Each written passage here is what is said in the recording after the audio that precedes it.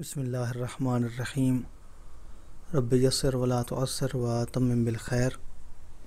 مومنین کرام، ولادت بسعادت ہے شہزادہ قاسم کی صلوات اللہ وسلامہ علیہ، امام حسن علیہ السلام کے فرزند، میدان کربلا کے شہید، امام حسین علیہ السلام کے دفاع میں شہید ہوئے، دین کے دفاع میں شہید ہوئے، مذہب اسلام کے دفاع میں شہید ہوئے، اور اس رتبے پر پہنچے کہ جس رتبے پر معصوم امام، زمانے کا امام حضرت مہدی برحق صلوات اللہ وسلامہ علیہ وعجل اللہ تعالی فرجہ الشریف یہ کہتے ہوئے نظر آتے ہیں، ان کی یہ زیارت موجود ہے: بے ابی و امی لکم الفداء، اے شہدائے حسینی، اے شہدائے کربلا، اے حسین کے آوان و انصار، میں مہدی کے ماں باپ تمہارے اوپر قربان۔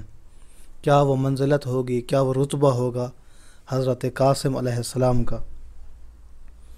تاریخ یہ یاد رکھے گی، یہ گھر کیونکہ مقدس گھر ہے، یہ گھر بے عیب گھر ہے، یہ گھر آیت تطہیر کا گھر ہے، یہ گھر آیت ولایت کا گھر ہے، یہ گھر وہ ہے کہ جہاں پر ملائکہ کی آمد و رفت ہوتی ہے، یہ گھر وہ ہے کہ جہاں پر علی و بطول نے اپنی تربیت کے ساتھ زمانے کو وہ اولادیں عطا کی ہیں کہ لوگ علی و بطول کے یہ احسان ادا نہیں کر سکتے ہیں۔